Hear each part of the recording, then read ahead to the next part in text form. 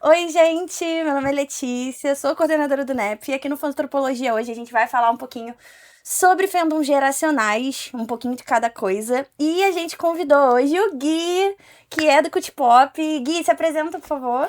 Oi, eu sou Guilherme Alves, eu sou mestre e doutorando em comunicação pela UERJ. Como ela disse, eu sou do CUT Pop, que é um grupo de pesquisa de cultura pop, e trabalho junto com o NEPF já tem um tempinho aí.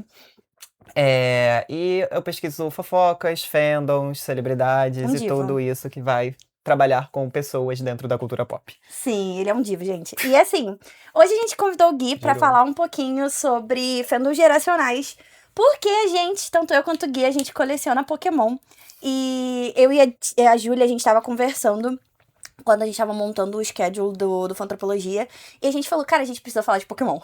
E quem melhor pra falar de Pokémon do que o Guilherme? Com Eu tenho minha certeza. tatuagem de Pokémon. Ele tem uma tatuagem. Ai, olha aqui. Eu amo Pokémon. Ele ama Slowpoke, inclusive. Slowpoke, Slowbro, todos eles. Meu lerdão. E eu amo muito a Gotita e a Gotorita e a Gotitelli. Todas as variantes dela, né? Enfim, gente. Então, vamos começar explicando pra galera o que é um fandom geracional? Porque eu acho que muita gente pode não ter ideia, porque geracional, então quer dizer que passa de pai pra filho? Não necessariamente, é isso Também. também, mas não é só isso. Então, eu coletei uns dadozinhos, e aí, pensando o que faz um fandom se tornar geracional, né? Eu pensei na questão de, tipo assim, olha, é algo que realmente a gente pode pensar em algo que passa, por exemplo, de pai pra filho. Por exemplo, eu comecei a gostar muito de Pokémon por causa das minhas irmãs e do meu pai e da minha mãe, que consumiam muito anime quando eu era mais nova. E aí acabou que esse amor veio pra mim e eu tô continuando passando adiante aí pra todo mundo que eu conheço, futuramente pros meus filhos. Então eu acho que o fandom geracional realmente tem essa vertente, né, que passa de pai pra filho, mas eu acho que tem também uma questão mercadológica, não é? Que é, querendo ou não, esse fandom que veio lá de trás, começou, por exemplo, lá nos anos 80, e ele continua se reinventando pra continuar ativo na sociedade, não é? Você acha que tem a ver com isso? Sim, até porque se alguma coisa ela se quiser perdurar dentro do mercado, ela vai precisar criar uma determinada fama. E para criar determinada fama, precisa de tempo. Sim, Nada se constrói do nada. Dentro dessa lógica, vamos pensar aí numa atualidade de TikTok, de tipo assim, uma hora para outra, de sim, trend. Quando a gente pensa dentro desses produtos que se instauram por muito tempo dentro da indústria cultural, dentro é, da mente das pessoas mesmo, né? Do afeto das pessoas, precisa de tempo, né? E esse tempo, ele vai acabar também trabalhando junto com uma lógica de o que as pessoas vão criando em afetos em determinadas épocas, que vão fazer com que depois elas revisitem, e sim. essas experiências que elas criaram dentro dessa época sejam reformuladas para a cabeça que ela vai ter quando ela criar depois, ou para quando ela passar para uma outra pessoa e assim virar um grande furacão que vai manter essa fama dessa coisa perpétua Sim, vira um e esse ciclo, carinho. não é? Querendo Sim, ou não.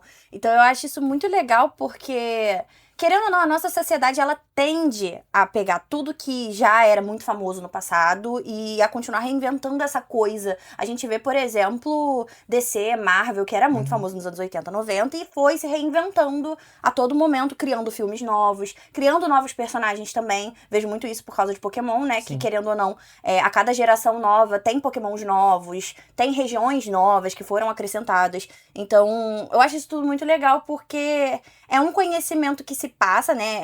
É um valor sentimental que se passa, mas também não fica presa só o que já existiu. Ele se reinventa. Eu acho isso muito maneiro.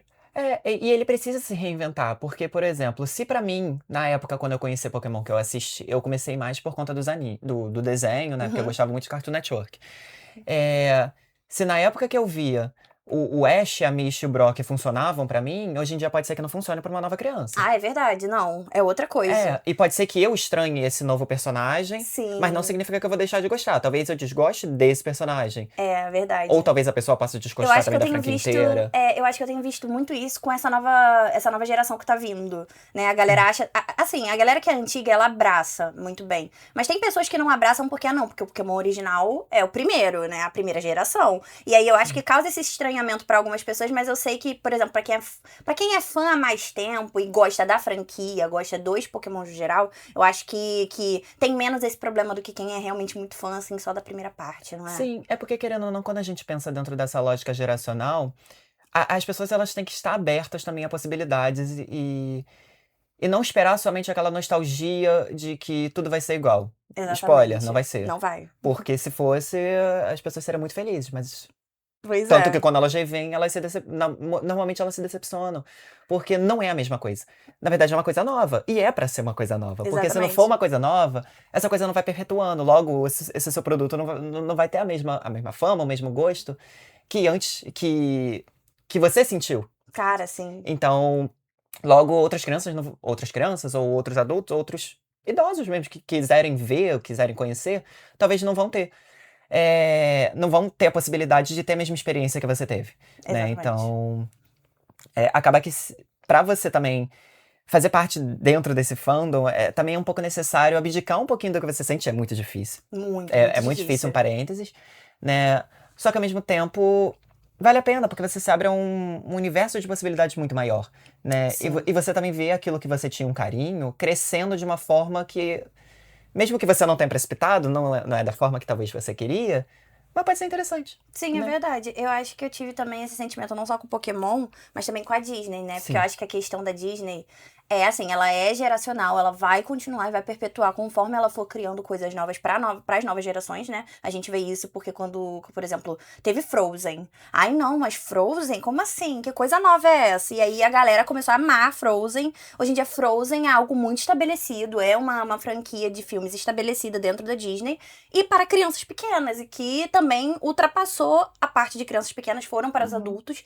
E é muito doido, porque, por exemplo, eu sou muito fã da Bela e a Fera, eu adoro a Bela e a Fera desde pequena, mas eu sei que, por exemplo, a força que ele tinha no passado não tem mais essa força hoje em dia, mas tem coisas novas que criaram um espacinho no coração. Por exemplo, de mim, ai, eu sempre boto a mão, de mim, por exemplo, que sou uma fã já antiga de coisas da Disney. Sim. Então, por exemplo, adoro o filme Encanto, adoro os filmes novos que falam sobre questões familiares. É algo muito forte que eu sei que a Disney tem investido bastante.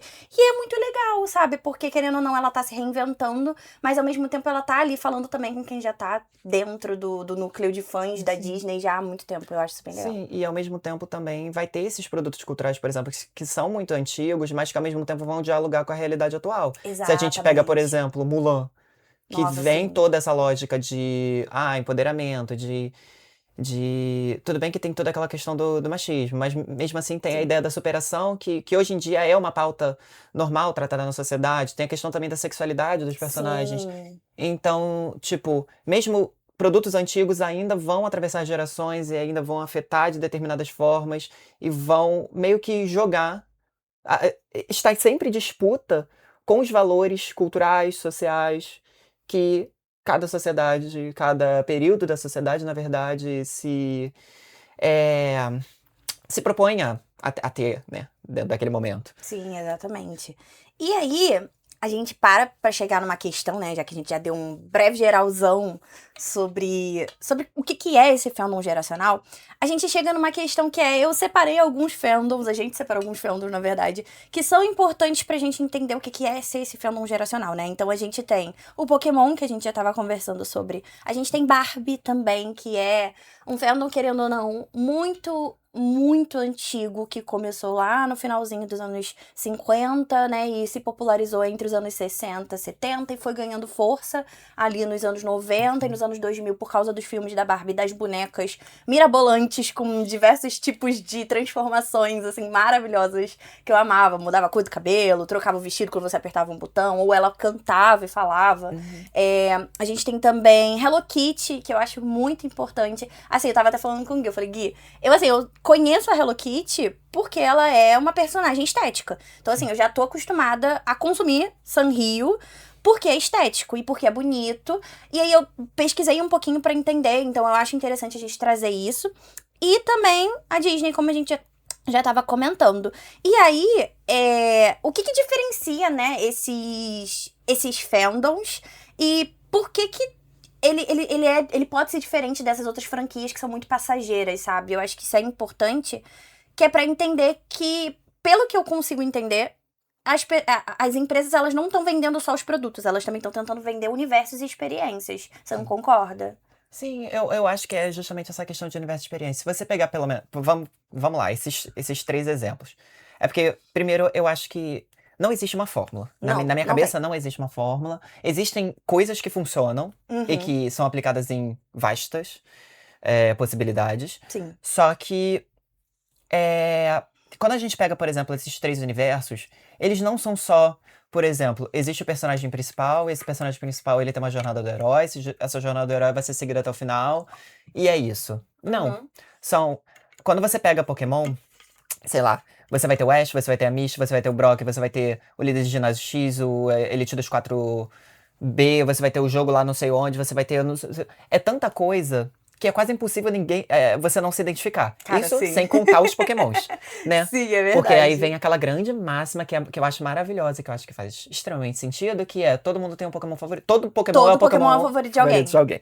Eu acho Sim, maravilhosa sim. essa frase, porque realmente faz sentido. E quando a gente pensa em gerações, e nas outras franquias, misturando essa frase, faz sentido, porque querendo ou não, vai ter toda uma Barbie que vai representar todo mundo. Sim. Vai ter sempre o personagem da Sanrio que vai Que vai representar todo representar mundo. alguém. Vai ser Pompom Purim, vai ser o Kerop, vai ser a Hello Kitty, Vai ser a Kuromi, vai ser o Batsmaru, tem vários. Sim, e todos esses universos, além de ter essa variedade de identificações possíveis, né? Desde, sei lá, o LGBT mais LGBT lá no fundo do poço, até o hétero mais hétero lá no topo Da da cadeia. heterossexualidade. Então, esqueci o que eu ia falar. Não, tudo Tava bem. aqui no meu raciocínio. Tava falando que sempre vai ter alguém que vai representar alguém dentro dessas franquias e dentro dessa... Isso. Vai criar Não. sempre essa personalidade, Eu né? lembrei, é porque eu ia pra um outro ponto. Isso daí já pode cortar. Não, Não. tá tranquilo, pode ir direto, não tem problema nenhum. Mas aí. E ao mesmo tempo a gente vai ter também uma renovação extremamente frequente, porque não vai ser só uma Barbie que vai estar lá, sei lá, em Fairytopia. Quando acabar a Fairytopia, vai ter que ter a Barbie Sereia. Porque depois de ter a verdade. Barbie Sereia, vai ter que ter uma outra narrativa. É igual quando a gente para pra pensar nas eras das divas. Por que, que uma diva ela se mantém? Porque necessariamente ela vai precisar se renovar. E essa renovação ela vai vir ou a partir, sei lá, de uma continuação do que ela já tem, né? Sim. Ou, sei lá, ou de uma nova região que é muito parecida com a Anterior, primeira de Pokémon. Ou a partir de uma nova geração que não vai ter nada a ver com a anterior e que vai ter gente nova que, obviamente, vai ser para atrair novos públicos. Porque isso faz parte, Sim. precisa renovar fandom. Fandoms antigos não sustentam sozinho. Precisa ter uma renovação, porque senão a franquia que você gosta não vai sobreviver. É verdade. Essa é a lógica. Tanto que tem até uma questão aqui que eu tinha botado que é muito interessante, que é reboots, live actions e relançamentos funcionam porque são bons ou porque sentimos saudade. E eu acho que não é nem só a questão da saudade, nem é só do relançamento, é porque a gente gosta, porque aquilo é aquela conexão amorosa, é aquela conexão afetiva, na verdade, que a gente consegue criar com aquele mundo. E eu acho que, querendo ou não, é também a questão da personalidade, porque, querendo ou não, a gente se identifica com tudo aquilo que a gente tá consumindo. E por isso a gente consome, não é? Sim, e mesmo que a gente deixe de se identificar com aquilo que foi modificado, sempre vai existir aquele primeiro que a gente se identificou. Exatamente. E no momento em que eu vou lá e rever aquilo que aconteceu, eu não vou interpretar da mesma forma que aconteceu. Por isso que nunca vai ser igual. Exatamente. Então eu vou acabar criando uma nova experiência, vou acabar criando. Se antigamente, por exemplo, sei lá, eu gostava muito da Misty. Se eu reassistir, pode ser que a Misty não me chame mais atenção. E o que me chame mais Sim. atenção seja o Brock. E isso me gere uma nova forma de afetação, uma nova forma de interpretar tudo aquilo e vai criar uma nova memória afetiva, seja pro bem ou seja pro mal. Exatamente. Ou a série vai criar um novo inimigo ou um funfar maior ainda, né? Exatamente. E eu fiquei muito assim, agora porque ontem eu vi o novo filme do Avatar. Ai, A animação. E está incrível, eu sempre gostei muito de Avatar, né? E é muito engraçado eu rever, porque todas as vezes que eu vi o Avatar clássico, o último mestre do Anão Azul, só pra deixar claro, eu sempre gostei muito da Katara. E ela sempre foi minha personagem favorita. Os outros eu ficava tipo assim, são maneiros, tipo. Sim. Mas quando eu revejo, eu fico tipo assim, ok. Não é só isso que me chama atenção. Tem isso também. Mas Sim. outros personagens, por exemplo, o Zuko. Eu nunca fui muito fã do Zuko. Eu entendo que ele é um dos melhores personagens, não me odeio. Mas nunca me chamou muita atenção. Só que aí, vendo o filme, eu fiquei tipo... Ok, tem alguma até que coisa. É interessante. Tem alguma coisa ali, tipo, diferente, que faz sentido, que me chama a atenção. Sim. Não é só porque ele é um personagem bonito. É porque ele é um personagem bem feito. Sim. Então, tipo, é muito interessante também a gente entrar nesse choque de que as coisas não vão ser as mesmas. Não. Né? E isso faz parte dessa lógica geracional. Porque torna mais interessante, torna que as coisas continuem nos afetando de formas diferentes. Não fique nessa mesma monotonice, porque se ficasse, a gente não iria querer continuar ali. Exatamente. Acho que até isso é interessante, é um ponto interessante, porque, por exemplo, eu cresci vendo muito anime, né? Então, assim, pra mim, Sailor Moon é o meu anime. As divas, deusas, são, assim, é o meu anime geracional que, tipo assim, até hoje é muito difícil de fazer. E eu sei que é um fandom que não tá se reinventando, né, em questão de mercado, mercadologicamente falando, né? A própria empresa não tá relançando nada, não tá fazendo coisas novas. Mas ainda assim, eu gosto muito, por exemplo, dos primeiros. Cara, eu adoro reassistir. Sabe? E aí, fala, pode falar. Me julgue. Eu também sou muito fanático por Sailor Moon. Sailor Moon é meu anime favorito. Só pra deixar. Eu sou. É o meu também. 100% fechado com a Sailor Netuno e a Sailor Saturno. Sim. Mas eu discordo só no seguinte ponto. Tipo assim, eu concordo que realmente não tem essa reinvenção de, por exemplo, criar um novo universo, criar toda uma nova história, talvez explorar novas possibilidades. O que eu acho justo, porque mantém uma determinada também. Entre aspas, essência, eu detesto essa palavra, mas uma determinada essência do que já foi aquela série, porque ela é muito emblemática e, pra quem não sabe, eu recomendo muito assistir Sailor Moon Sim, assiste tudo. E entender a lógica de Sailor Moon em 1980, 1990. Sim, é bizarro. É maravilhoso. Mas, ao mesmo tempo, eu fico feliz porque, mesmo que não exista uma nova criação, tipo assim, uma nova... Ou algo baseado, né? Existem remakes. Tipo, por exemplo, sim, existe. Claro. Agora recente teve o Sailor Moon Crystal, que é um reboot do original, só que com um novo traçado, com uma nova roupagem. Então, eu gosto Exato. muito do Crystal também. Eu falo mais pela questão de, tipo assim, não é igual Pokémon que a gente pega um universo de antigo, por exemplo, um personagem de antigo e cria, não tem continuação. Isso. É nesse sentido que eu quis dizer. Concordo. Mas eu concordo com você. Eu amo Crystal, inclusive. Exato. E é muito legal. Bom. E é muito bom. E eu fico feliz de ver isso, principalmente porque, tipo assim, tudo bem, Sailor Moon não vai ter o mesmo impacto. Não vai ter o mesmo impacto que em 1980 com as crianças 90, hoje em dia. Não vai. Não vai, porque hoje em dia a gente tá acostumado com a proposta que existe desse anime. Principalmente de garotas mágicas. Exatamente.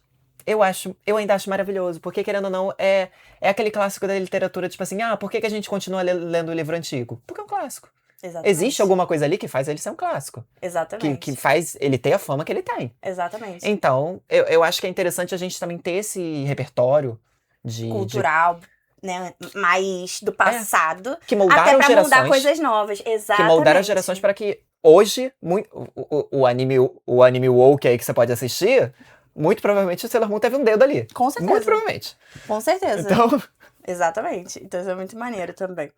E aí, uma coisa muito legal que eu queria falar, né, pra contextualizar todo mundo, porque eu sei que tem muita gente que vai assistir que não conhece muito Pokémon, não conhece muito a Sanrio, não conhece muitos dos fandoms que a gente tava falando. Então, assim, eu trouxe alguns dados interessantes, principalmente sobre Pokémon, porque eu acho que é interessante a gente entender onde começou alguns desses fandoms e como eles ainda se mantêm. Por exemplo, Pokémon ele foi lançado ali em 96 pro Game Boy Red e Green. E ele foi criado pelo Satoshi pensando na infância dele com insetos. Eu achei isso muito legal quando eu comecei a pesquisar, porque assim, eu não lembrava desse fato. E aí é muito maneiro porque faz sentido. Se você olhar a maioria dos personagens de Pokémon, né, todos os Pokémons, todos eles são inspirados em algum inseto ou em algum animal da natureza. Então eu acho isso bem interessante. E aí a gente começou ali entre 98 e 2000 a ter os lançamentos do anime, o anime vir pro ocidente, ter o crescimento do filme. Tudo isso foi o que fez o boom da Pokémania, do que é chamado Pokémania, ali no finalzinho dos anos 90, começo dos anos 2000. E aí, por causa disso, também a gente teve a criação do TCG, que também explodiu mundialmente, e estamos até hoje nisso. Meu craque. Nosso craque, entendeu? É a nossa coisinha na veia, entendeu? É nosso vício. E aí, a partir disso, a gente teve o Pikachu crescendo e virando um dos personagens mais famosos do mundo, querendo ou não. Mesmo que a pessoa não conheça Pokémon, ela conhece o Pikachu, o que é muito engraçado. E aí, tem essa revolução de criação de novas regiões a cada geração, né? E aí, em 2016, a gente teve aquele boom de novo com o Pokémon GO. Sim. Que virou uma febre generalizada das pessoas saindo com o telefone assim no meio da rua, não vamos caçar Pokémon. na vida real, porque eu acho que tem essa questão da ligação do você sair do joguinho do seu Game Boy, sair ali do negócio da Nintendo e ir pra vida real. Foi o que, inclusive, aumentou o número de pessoas na rua. Isso foi bizarro, não é? Até porque novas pessoas que antigamente não podiam comprar um console, agora elas tinham possibilidade. Foi facilitado. Isso foi muito legal.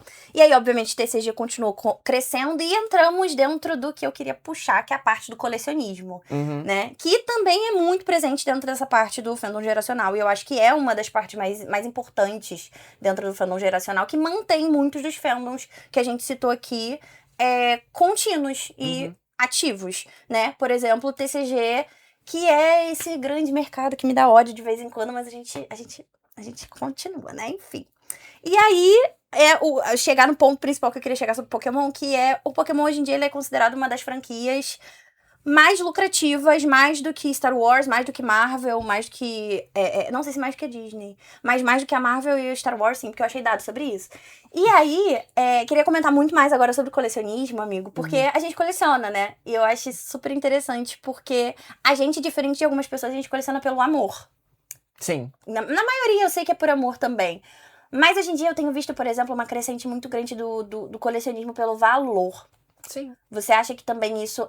Obviamente, faz parte e é importante. É natural. Mas é natural, óbvio. É natural, entre aspas. É natural, entre aspas. Mas, por exemplo, você acha que esse crescimento é saudável hoje em dia? Esse crescimento exacerbado? Eu falo isso porque, por exemplo, tem aquele cara lá que... Eu não sei nada desse mundinho hétero. Mas esse cara, ele tem muito dinheiro, acho que é pai... Ah, tá. pai o primo rico. Primo rico, isso. Que aumentou exacerbadamente o valor de uma das cartas... Porque ele comprou e foi uma parada assim, eu não lembro mais dessa história, porque tem tempo. Mas assim, eu fiquei meio preocupada, porque querendo ou não, assim, a gente que coleciona pelo amor e não pelo valor, e a gente vai comprar uma cartinha, eu fico meio travada de, tipo assim, às vezes gastar 50, 60 reais numa carta, mas eu gosto tantas vezes que eu gasto. Só que eu fico, por exemplo, preocupada sobre como isso pode afetar futuramente o colecionismo, sabe? Principalmente por causa dessa questão, não, de achar um Pikachu escondido.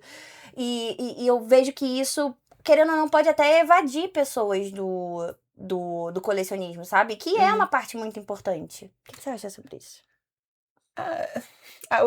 Eu acho que a melhor afirmação pra isso, mas esse não é o destino de todas as coisas que se tornam famosas. No momento que uma coisa, ela é procurada pelo público, o público se interessa, todo mundo começa a se envolver, aí começa a entrar pessoas que realmente têm poder monetário pra poder alterar aquilo de alguma forma, as pessoas que não têm vão, infelizmente, acabar sendo afetadas. Tipo assim, não que elas vão acabar. Porque eu acho que não tem como acabar, principalmente porque a comunidade de TCG e de colecionismo não existe só essa questão de valores, dinheiro. Na verdade, existe uma questão muito forte também de sociabilidade e comunhão. Né? Sim, tipo assim, verdade. eu posso estar sendo bem otimista nisso que eu tô falando, mas eu entrei nesse meio principalmente porque eu percebi que isso era possível dentro desse meio, né? Sim. Essa questão de uma coletividade que realmente parece coletiva. Da amizade, né? Da amizade mesmo. O poder da amizade. E Muito foi inclusive o que aproximou muita gente. Sim, a gente, nós dois, E de outras pessoas também De que, outras que pessoas, hoje... Sei lá, que eu tava bebendo ontem, sabe? E não é mentira, realmente tava bebendo ontem eu sei. com o pessoal de Pokémon, sabe? Então, quando a gente para pra pensar, essa questão monetária, ela sempre vai ser inevitável. A gente tá falando de cultura pop. Cultura pop nada mais é do que o suprassumo do capitalismo, o suprassumo do neoliberalismo, de práticas mercadológicas. Isso não vai deixar de acontecer. Oldmo. Então, tipo, é aceitar. Só que ainda vai existir pessoas que vão simplesmente chegar no lugar, ver uma criança que tá querendo uma coisa e vai falar, tipo assim, toma pra você. Cara, assim, você já viu o Beard Dad? Eu adoro esses canais. Foi por isso que eu comecei a... Foi por isso que eu tentei o TCG. Foi por conta desses canais. Exatamente, que tem uns caras lá dos Estados Unidos, assim, que fazem esse trabalho maravilhoso de, tipo assim, ir nos eventos, ir nos estandes, levar, às vezes, cartas que, assim, a criança viu ali, é uma carta cara, não é uma carta barata.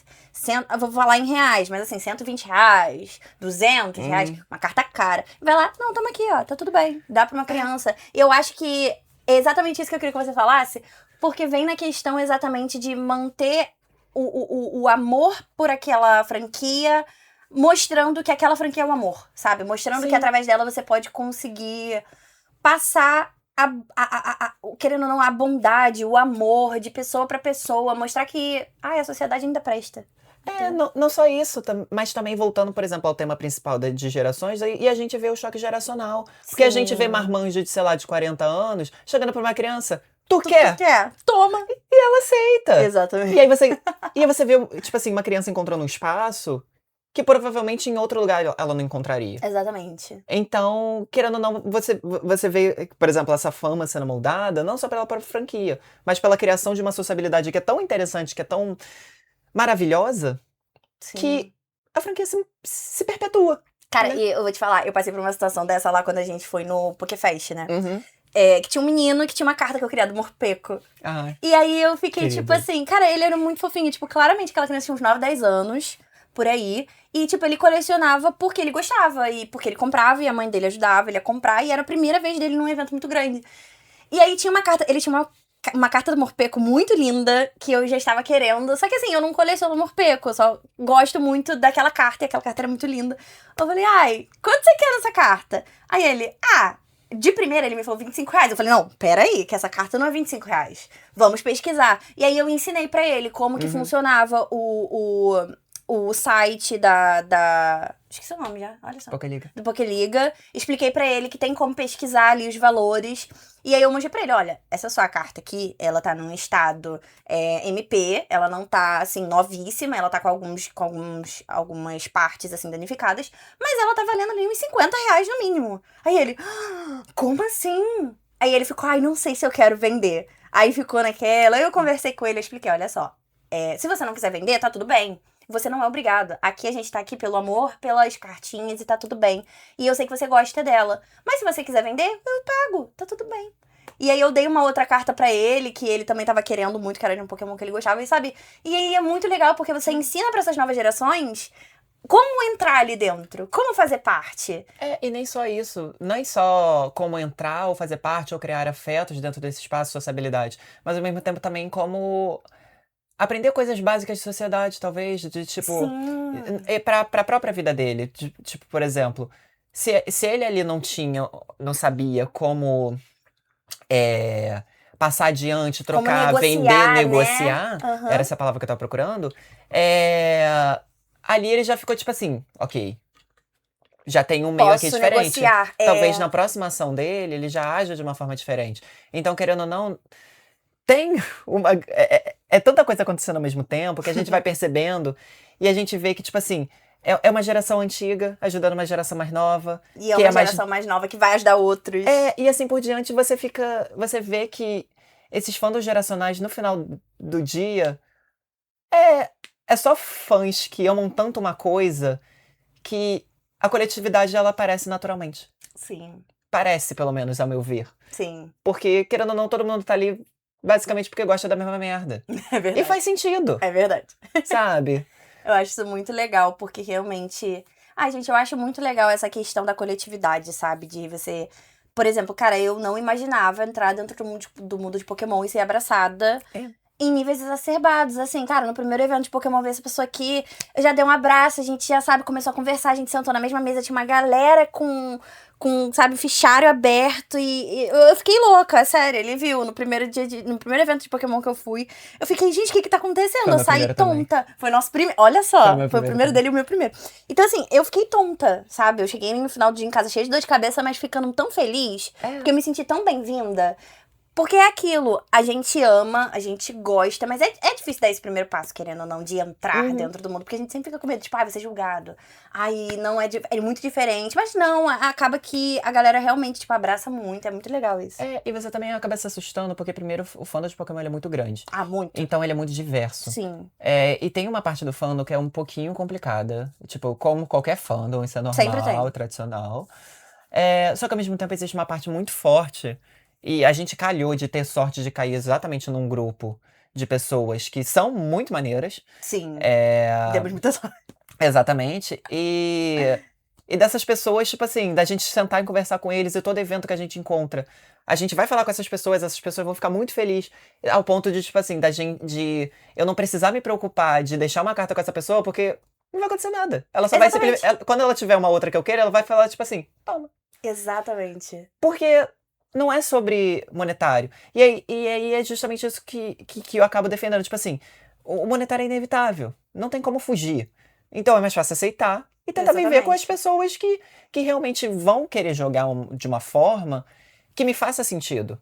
Sim, é verdade. Então, porque sempre vão existir essas pessoas. Elas não vão deixar de existir, sabe? E também as pessoas pobres também não vão deixar de existir. Ah, é verdade. E, Não vai. e que vão querer estar ali no colecionismo. Então é muito mais fácil se manter dentro dessa lógica e sociabilizar com essas pessoas. Óbvio que eu não tô falando para não sociabilizar com as outras, até porque elas vão ter cartas que eu vou querer comprar também. É Não sou contra. É, É mas verdade. Eu vou estar ali, né? Vou querer eu vou participar. estar ali olhando o fichário de todo mundo, mas. Não quer dizer que eu vou comprar, mas estou ali. Exatamente. Mas mesmo assim, não quer dizer que uma coisa exclui necessariamente a outra. Pode ser Sim, que uma tenha mais força do que a outra, o que é eu não verdade. nego. É verdade. Mas. E aí, foi um tópico também que eu botei aqui, que é como a internet mudou essa forma de participar dos fandoms. E eu fiquei muito intrigada, porque, assim, gente, eu consumo, obviamente, muita coisa. Eu tenho um perfil de TCG no Instagram, então cai muita coisa de Pokémon pra mim, né? E aí, eu fiquei pensando, cara, como que meme, como que assim, essas Uhum. coisas da internet realmente, tipo, trouxeram mais relevância, não é? E eu tô falando isso também porque recentemente a Melted Videos, eles lançaram, né, aquela trend Amo. dos Amo. Pokémon andando. E aí falando, a Gótica passando. Sou eu, inclusive, né? Porque era a Amo. Gotitelli. E aí ele me mandou. Eu fiquei, cara, Claro. incrível. E aí você vê que a galera, por exemplo, que não é do fandom de Pokémon, Se apropriando. tá se apropriando. E é muito legal, porque Sim. realmente se conecta com a parte da identidade, do quanto você se identifica com aquilo. E o quanto você transforma aquele meme em algo mais sociável. A pessoa pode nem ser do meio, mas ela conhece através daquilo. E é muito legal, né? E também, se a gente parar pra pensar, meme é uma forma de comunicação. E Não, exatamente, é diferente. é uma forma de comunicação, então. E principalmente quando a gente pensa na fama das coisas, fama basicamente é comunicação. É como Uhum. que as coisas se mantêm, é como que as coisas. É como que, sei lá, como que eu passo pra uma outra pessoa, pro meu filho, sei lá, se algum dia eu tiver, ou como se. Eu falo na internet sobre determinada coisa e essa coisa vai reverberando e todo mundo vai descobrindo. E, querendo ou não, tem uma coisa que é muito interessante também da fama, das coisas, de produtos culturais, que é justamente aquilo que você falou de reconhecimento de, de marca, Uhum. né? Que, por exemplo, eu nunca preciso ter visto Pokémon pra saber quem é o Pikachu. Eu nunca Exatamente. preciso ter visto a Barbie pra saber quem é a Barbie. Eu não preciso saber o nome dela, mas quando eu olho pra ela, eu falo, essa pessoa não me é estranha, essa coisa não me é estranha. Porque em algum Exatamente. momento isso já passou pela minha frente. Isso faz parte Exatamente. da Exatamente. construção de fama e de. é, como é a palavra? Continuidade? É tipo continuidade, mas tipo de registro, de Ah, um sim. registro perpétuo Sim, daquilo, de que aquilo se mantém, de que aquilo exatamente. perdure, né? Eu acho que perdurar é a melhor palavra. Uhum. É, E para aquilo que alcance mais gerações, né? Sim, é verdade. E aí, a gente já falou um pouquinho sobre hobby e mercado, eu ia falar sobre isso de novo, mas eu falei, não, já falamos muito sobre isso. E aí, eu tinha posto uma pergunta aqui pra gente pensar um pouquinho, que é, será que as empresas dependem mais dos fãs do que admitem? Eu acho que, na verdade, Sim. é uma via de mão dupla, né? Porque tantos, assim, acho que o produto depende dos fãs, né? Querendo ou não, pra aquilo se perpetuar, depende dos fãs, porque sem fã não tem como aquilo continuar. Mas eu acho que o mercado não admite tanto que eles precisam daquelas pessoas pra aquilo perdurar, não é? Então, se for seguir a lógica da pergunta, se elas não admitem, sim, elas não admitem. Sim, não admite não. Sim, porque se a gente for parar pra pensar, por exemplo, vamos lá pro meio da música de novo, que é o que eu tenho melhor propriedade pra falar. Ah, Porque não, também posso falar K-pop? K-pop? é Posso porque a minha falar? pesquisa é mais voltada para música. Mas, por exemplo, vamos música. O que é um artista sem um fã, né? Se um Nada. artista fizer um show e Se não não tiver tiver fã, ninguém, não vai, ele não não vai é um funcionar. artista, vamos dizer Exatamente, assim. não vai funcionar, ele não vai crescer, ele não Uhum. vai ter gente consumindo ele não vai ter números, logo ele não vai ter dinheiro. A mesma coisa funciona com brinquedo, com jogo, com qualquer coisa que você precisa vender. Se você não tiver alguém ali para lutar pela sua marca, para ir comprar Sim, o que você está propondo, você não vai sobreviver. É a é lógica do verdade. capitalismo. É o Exatamente. básico. Só que ao mesmo tempo, aí vai vir a grande parte. O contrário também acontece. Da Ah, é. mesma forma como eles precisam da gente comprando, como ele precisa do meu dinheiro para sobreviver, precisa do seu e de todo mundo, a gente também vai começar a ter uma certa necessidade, que aí eu já não sei de onde vem, vai depender de cada pessoa, né? De tipo assim, tá bom, eu não preciso comprar esse pacote de cartas hoje, mas eu tô com uma vontade, tô com Ai, que saco! desejo. É assim mesmo. Aí surge uma Ai, sei lá, necessidade. passei na Calunga pra comprar um negócio de material escolar. Poxa, tava ali na porta do caixa, aquele booster me esperando. Aí eu fico, R$15, vou comprar. E a gente acaba dependendo. Né? Aí abre, aí não vê o que ele iria, acho que eu vou comprar mais um. Exato, e a gente acaba dependendo dessas empresas também. Então, sim, é uma via de mão dupla. Mas seguindo a lógica da pergunta, realmente as empresas não admitem. Isso é fato. Não admite. Até mesmo dentro, eu falo isso dentro até mesmo das empresas de K-pop, porque querendo ou não, os grupos funcionam como produtos específicos, né? Então acaba que, tipo assim, as próprias empresas, elas tentam fazer as modificações do jeito que elas querem, as coisas do jeito que elas querem, mas tem vezes que eles também dão um braço a torcer pro público, sabe? Então é difícil, mas é porque tem que dar, óbvio. Por exemplo, vou falar de um caso. Você conhece Love and Deep Space? Não. Não conhece? É um jogo de role-playing game no mobile, que inclusive é muito pesado, é um jogo muito difícil de conseguir jogar. E aí eles tinham criado, eu acho esse um case muito maravilhoso sobre isso. Por quê? A gente teve cada um tem um paquera, é como se fosse um amor doce. Ah, sim. Entendeu? E aí tinha várias paqueras, e aí dentro desse aplicativo você pode fazer várias coisas. Você pode conversar com eles, você vai participar do storyline lá, enfim. E aí eles criaram um novo paquera. E assim, é muito comum quando você tá dentro desses jogos de roleplay, que você cria uma nova pessoa, um novo personagem, uma nova persona pra participar, e tá tudo bem. Só que aí criaram um Valco. O Valco, ele era um homem lobisomem, metade lobo, metade humano. E assim, cara, muito fofinho, todo mundo gostou. Só que aí um público específico não gostou, que foram as chinesas, porque brigava com a storyline de um outro personagem. E aí, porque elas fizeram muito barulho, eles retiraram. E aí as fãs do Ocidente, que aparentemente não tem tanta voz assim, né? Porque é o maior público é ocidental. E aí eles aceitaram pelo público oriental, né? Pelo público chinês. E, enfim, tiraram o personagem. Nem lançaram ele, só, tipo, anunciaram, as chinesas não gostaram, eles tiraram. Virou um rebuliço. Mas é porque aí não entra só em questão de identificação, aí vai entrar numa questão um pouquinho mais monetária, porque vai ter aquela questão de... A China é basicamente o sonho de produtos culturais, né? Também. Então, meio que se a China não gosta, logicamente, tipo... se manter ali vai dar ruim, exatamente. Exato, porque a China, ela só que aí eu acho tipo muito cinema. louco. Mas é muito louco, cara, porque, tipo assim, a maior parte das pessoas que consomem são daqui do Ocidente. Não são de lá. Não é. O maior consumidor desse jogo não é chinês. Mas ainda assim, eles ouviram mais eles lá. E aí os fãs daqui estão hiperbolados. E aí eu lembrei dessa situação. Porque realmente, tipo, eles não estão dando o braço a torcer. E aí eu acho isso muito louco, porque, tipo assim, diminuiu o número de downloads. Se você for olhar na Play Store ou no App Store, diminuiu o número de ratings. Ele era um jogo com 4.5, agora está com 1.3. Meu Deus. Então, tipo assim, foi uma onda de hate que gerou do próprio fandom, que ficou com raiva. E aí vieram, obviamente, as criações de fã, que eu acho que também são muito importantes nesses fandoms. Não só nos fandoms geracionais, mas também nesses fandoms novos.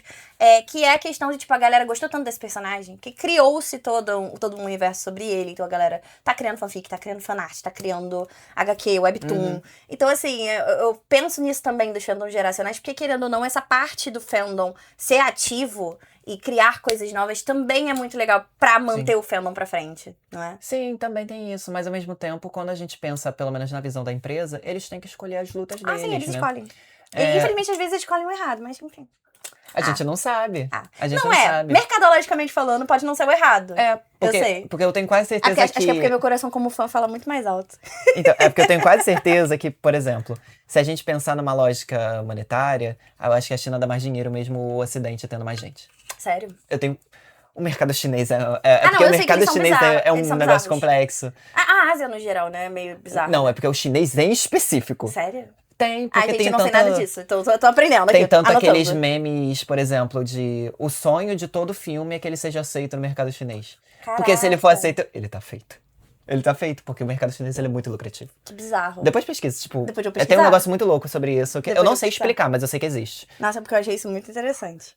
Enfim, e aí, pra gente ir caminhando pro final, eu queria muito, muito, muito falar das partes mais estéticas. E de fandoms que são geracionais, mas são geracionais estéticos. Falo isso porque me veio muito a questão da Sanrio, né, que a gente comentou no começo, da Barbie também, assim, a Barbie também tem produções, mas ela hoje em dia é muito mais um produto estético do que só produto físico, Sim. pelo menos na geração de agora, né, não era, né, dos anos 2000, finalzinho dos anos 90, dos anos 2000, não era mais produto físico, né, era mais filme, era mais desenho, era mais boneca. Mas, por exemplo, a Sanrio, queria só explicar pra vocês, a Sanrio, ela foi criada ali nos anos 70, no meio dos anos 70, com a Hello Kitty, que foi criada como uma personagem estética. Sim. Ela não foi criada com desenho, ela não foi criada a princípio com nada, com nenhuma mídia, ela foi criada como um desenho. E aí, nos anos 80, 90, ela teve uma grande explosão, por quê? Foi a questão do licenciamento. Então, papelaria, mochila, roupa, tudo isso foi dando uma crescente. E aí a gente teve toda a expansão do mundo da Sanrio, né? Que cria essa questão da identidade. Então a gente tem, por exemplo, a Kuromi, que é essa menina mais gótica, mais trevosa. A gente tem a My Melody, que é o oposto dela. E elas são melhores amigas / rivais. E aí tem a questão também, por exemplo, do Batsmaru, que seria o namorado da Kuromi, mas que tem uma personalidade ali mais leve, mais tranquila, mesmo tendo a casca dura e grossa que todo mundo vê.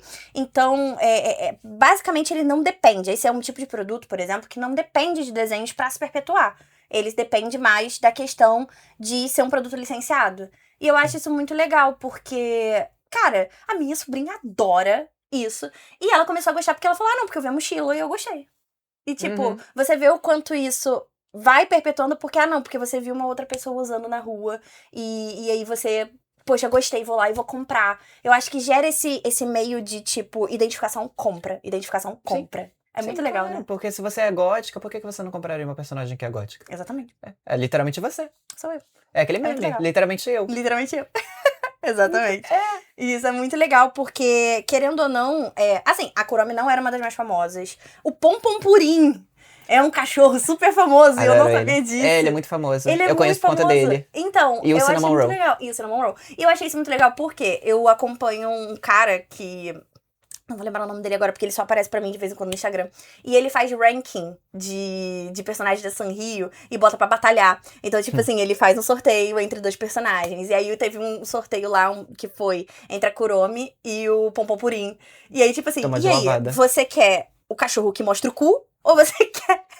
Ou você quer a personagem gótica malvada? E aí? E aí, tipo, a galera super votando no Pompompurim. E aí, vocês estão vendo? Olha só, vocês estão indo a favor das gordas, estão indo a favor... Sabe? Eu achei isso muito engraçado. Porque realmente, cara, a galera se identifica. Se você ver os comentários, era uma briga muito engraçada sobre, tipo, e aí, você vai ser a favor da gorda ou você vai ser a favor da gótica? É muito legal. E realmente, tipo, essa parte de interação e de identificação estética é muito, muito legal. E de reapropriação também, né? De apropriação. Porque meios que possivelmente não teriam gosto por isso, criam uma forma de ter um certo afeto por aquilo, né? Sim. Seja por a introdução de memes gays, seja pela introdução de fanfic, seja pela introdução de N coisas que vão, querendo ou não, transformar aquilo em uma grande pataquada interessante. Sim, e é bom, cara, a gente gosta. A gente eu acho maravilhoso. É maravilhoso.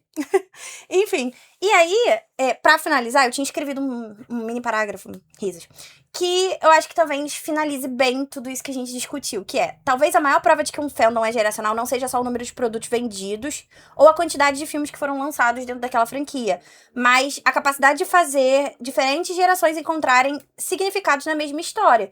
Então, uma criança, ela brinca com uma Barbie, mas ela não só brinca com uma Barbie porque, é uma boneca qualquer. Não, foi porque foi criada uma imagem geracional daquela boneca e que ela se identifica e ela gosta. Tanto que hoje em dia, a gente tem, a partir de 2010 ali, foram criadas diferentes Barbies. A gente, recentemente, teve o lançamento de uma Barbie autista. Então, assim... É criada uma identificação, sabe? A própria empresa reconhece que ela precisa se reinventar pra se adequar ao público, porque o público é diversificado. Então, a gente consome Pokémon não porque a gente só gosta. Sim. A gente se identifica com aqueles Pokémons, a gente vê a nossa personalidade ali. Então, eu acho isso tudo... é tão gostosinho, é tão bom, eu adoro.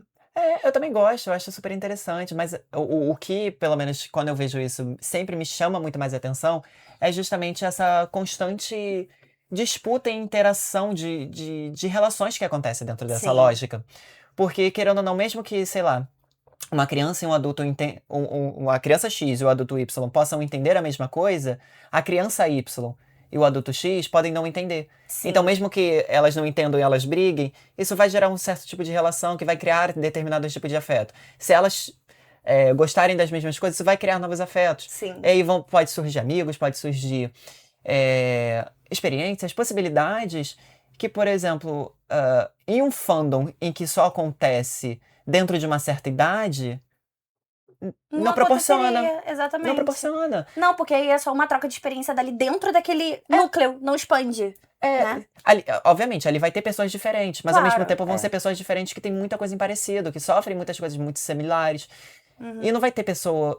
E quando a gente expande isso e pensa no universo, sei lá, Pokémon que é enorme, Barbie que é enorme, Sanrio que é enorme, que estão aí há anos, que vão ter enormes possibilidades, a gente cria muito mais possibilidades ainda. Sim. E as produções são muito maiores. E, por exemplo, a gente vai ver, ao invés de.